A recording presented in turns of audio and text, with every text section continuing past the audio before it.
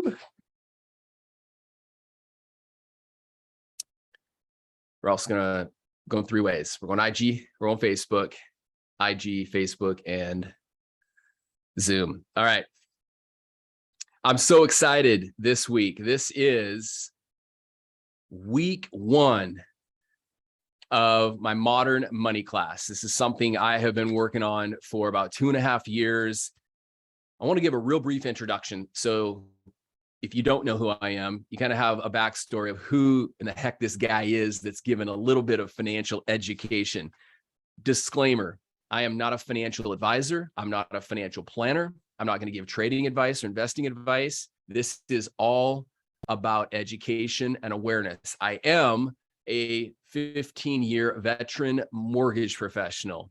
The last 4 years, I've been ranked in America out of 175,000 mortgage professionals in the top half of the top 1%. So I know a little about mortgages. I know a little about money. What qualifies me to teach this class is, one, I have a background in education. So before I got into mortgage, I was a college baseball coach and a college professor. So I love teaching and I love educating young people that have their whole lives ahead of them. When I got in the mortgage industry, I found there was a huge gap in real estate and mortgage. Mortgage professionals, mortgage loan officers, real estate professionals really weren't educators. And I think the internet over the last 10 years and social media has forced our industries to be better educators. We still have a lot of work to do, a lot of work, but it's gotten a lot better. Now, I think from a mortgage advisor standpoint and a real estate agent standpoint, I'm going to be talking as professionals to real estate agents and mortgage professionals. I believe it's our job, it's our obligation to teach the younger generations, young adults, even parents and our clients, financial literacy. We look at bank statements, we look at pay stubs, we look at investment statements, we look at tax returns, we look at credit reports. A lot of financial analysis goes into what we do for a living, and that's pre-approving people to make the largest financial decision of their lives. So with the access of all that information, we need to be doing a little bit more than just saying, hey, you're pre-approved, go buy the house. Okay, we need to be teaching a lot more. I call it beyond the loan, beyond the mortgage transaction. And what I'm going to do with this class is I'm going to take my background in mortgage, my professional experience with mortgage, but I invested into financial education about 12 years ago by the guy, you guys all know who he is. He goes by the name Dave Ramsey. So I subscribed to Dave Ramsey's teachings really early on. And then I got smart, okay, from experience, and realized that as much as I respect and admire Dave Ramsey, his advice was for the masses. Basically, I've said this before, Dave Ramsey's advice is good if you're poor. And don't take offense if you're a hardcore Dave Ramsey subscriber, because I was. But it's really good elementary advice, but it's also cookie cutter advice. I think once you start earning money and once you start getting out of your comfort zone and growing professionally and growing financially, you need better catered advice. And so kind of grew out of Dave Ramsey and began to surround myself with financial mentors. And then I was able to work on myself to increase my cash net worth. And right now I've got 2 financial planners that help me with my money. I have a mentor that's worth, if I had to guess right now, north of 100 million. Had a phone call with him this morning, about ready to make a really big financial decision in my life. And I called Rick to get his advice and his approval before I do anything. And so I wanted to tell you all of this so you understand who's teaching this class. There is no certifications required, but I believe that my background, what I do for a living, and my experience overqualifies me to teach this. Now, it's on my heart and it's a passion project of mine to teach this to youngsters. I spend time at local high schools. I teach 1 semester a year at the University of Washington, and I teach this information to students as well. Today, I'm going to start off this 25, possibly 26-week series with one of the most important topics that I believe, if you're talking about money or you're talking to a young adult, that they have to understand. See, as a young kid, I was told no. I was told no by coaches. I was told you're not good enough by coaches. I was told you're not good enough by people that I looked up to, from my father to even my parents' friends. And then I got into high school and was cut from a sports team. I got into high school and had a hard time making grades. Got into college. And once I realized that I could change my DNA, my physical appearance, my strength by watching what I ate and working out, I turned into a pretty darn good athlete. Then it came time to go into the professional ranks as a baseball player. And I got told, no, you weren't good enough. Well, it wasn't that I wasn't good enough. Politics came into play. And then professionally, I go to graduate school and I get my master's degree. And the dean of the whole entire department, get a master's degree in physical education, asks me why I wanted to go into strength and conditioning and sports medicine. And I said, to make really good money and have a career that I like. And he goes, well, you're not going to make really good money with a PE degree. So he told me, and I wrote down on a piece of paper, I wanted to make six figures. That could be, at the time, that was $100,000. The dean of the department, the graduate department, where I was getting my master's degree, told me that I wasn't good enough, that I wouldn't make it. I did, however, 1 year after graduating with my master's degree, cleared six figures. I made $106,000, and I did happen to send him a little proof of that, which is funny. But we are all told no more than once in our lives. Kids nowadays, I believe, are told no. I believe that kids nowadays lack, and you see it with the decisions that they're making physically. You see it with the decisions that they're making, career-wise and even financially. They lack self-worth. So today is all about, you can't understand money or what to do with money or your career if you don't have a positive self-image and if you don't have self-worth, and if you're not improving upon that self-worth. So we're going to talk about self-worth today. Whether you are an adult or a kid, you're going to want to listen to this, because this information absolutely changed my life. So what I want to talk about is, what is self-worth? Self-worth is how valuable. See, our decisions and what we do or we don't do in life is based off of whether we think we can or we think we can't. A lot of that comes down to us not thinking we're good enough or valuable enough to do so. And so I always, when I talk to kids about this, I give a really great example. So let's say I'm talking to you right now and say, hey, how much money would it cost me for one of your fingers? There's a price on that. You'd be able to, well, $1 million or $200,000. Cool. How about a hand? Well, I'm willing to depart with a hand because I have another hand and I can still use my arm. And so maybe $2 million for my hand. Okay, cool. How about an arm? I really don't want to lose an arm. So that's going to be priced out a lot more. Whole arm might go for, let's just say, I don't know, I'd get rid of my right arm for 10 million. Okay, cool. How about a leg? You see where I'm going at with this. We start adding up our appendages, our limbs, and you've already shown yourself to have a $1 million, multi-million-dollar, billion-dollar net worth. How about your heart? How about an eye?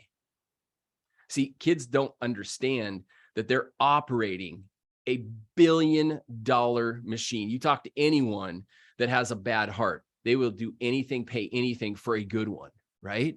And so I think it starts, so we got to start teaching young adults. We got to start instilling in ourselves too, that we have to constantly be building our self-worth. So how do you build your self-worth? There's three things that I've learned personally that I've deployed, and three things that I've consistently seen come up in podcasts or keynote speeches around self-worth. Number one, the best way and the fastest way to improve your self-worth is to make small promises to yourself and make good on those promises. So not, I'm going to lose 10 pounds. I'm going to go to the gym tomorrow. That's a small promise. I'm going to get up at 5 o'clock instead of 6 o'clock. That's a small promise.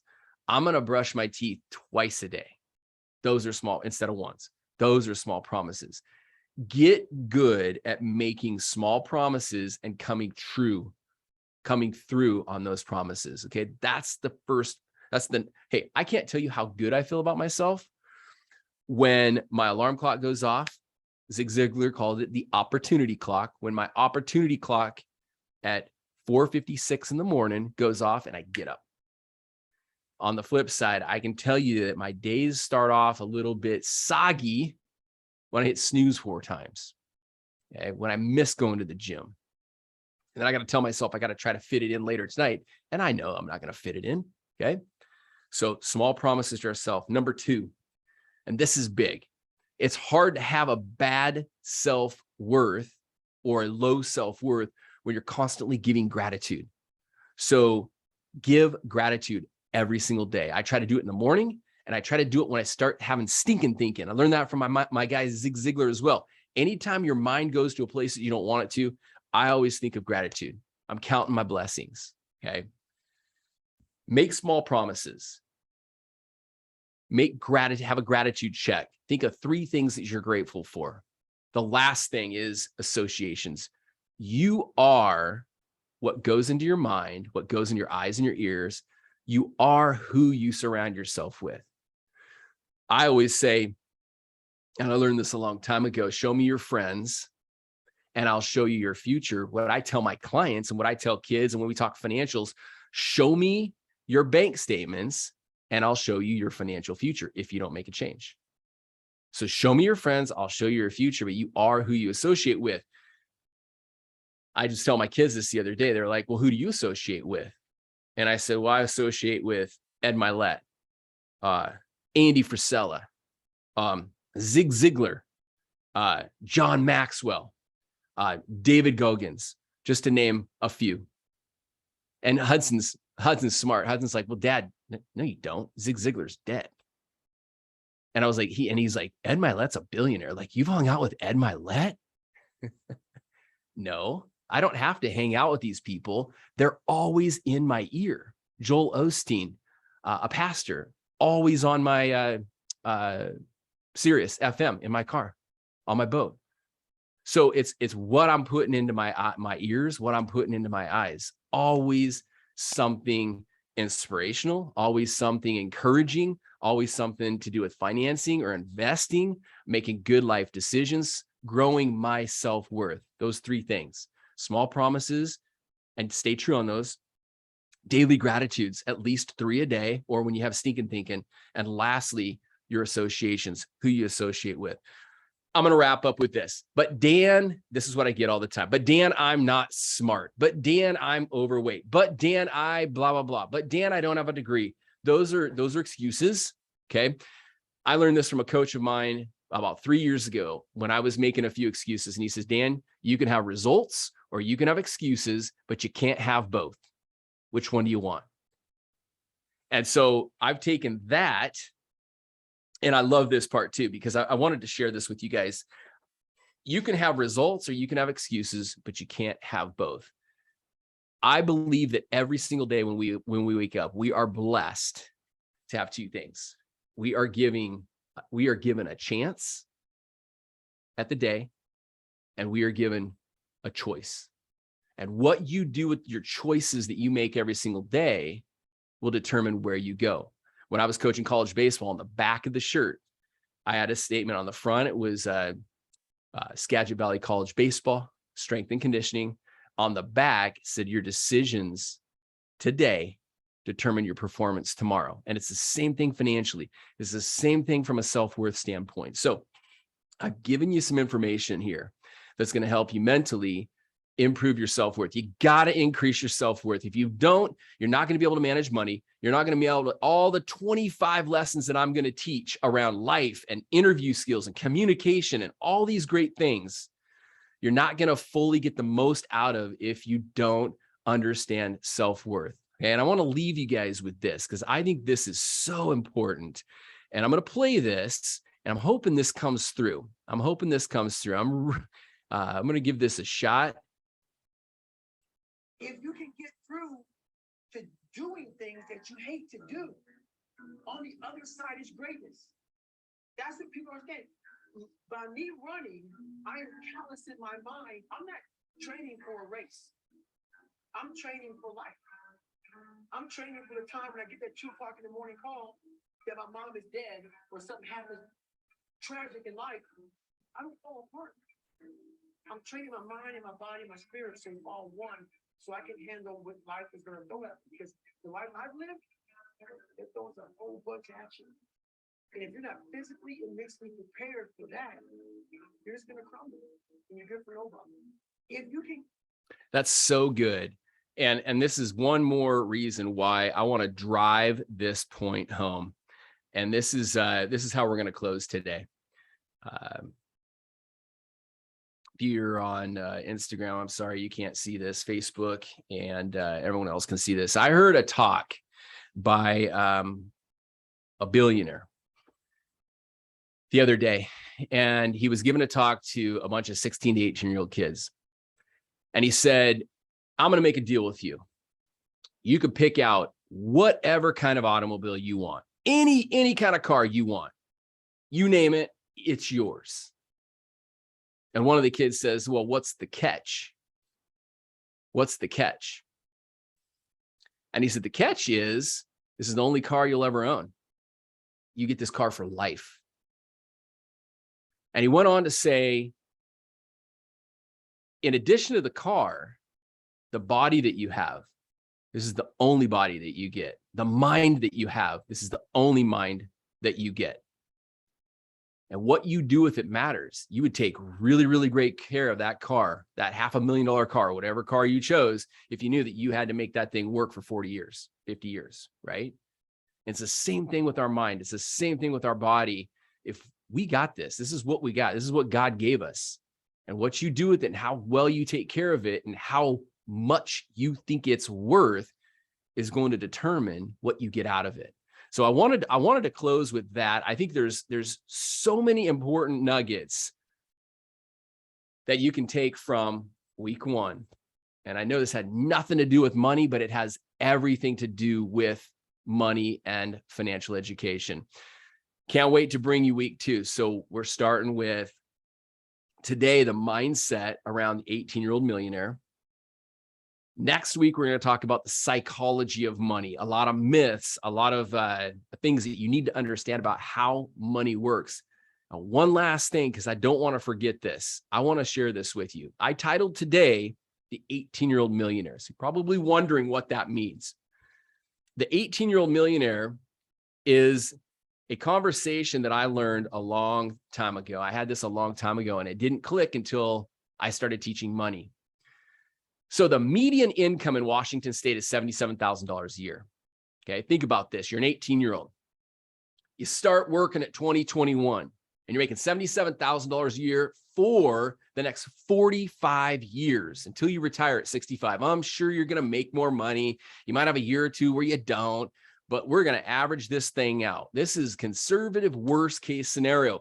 45 years later, $77,000 a year, you're at $3.5 million. Kids, parents, you're already a millionaire. You just don't realize it. So that's what, when you can get this through your head, that you have a $1 billion body, you're already a millionaire. You're going to make well into the millions in your life. It's what you do with that money. It's what you do with that body, that brain. It's what matters. And this class is going to teach you what to do with all of that. Hey, thank you for joining us today. We are out of time.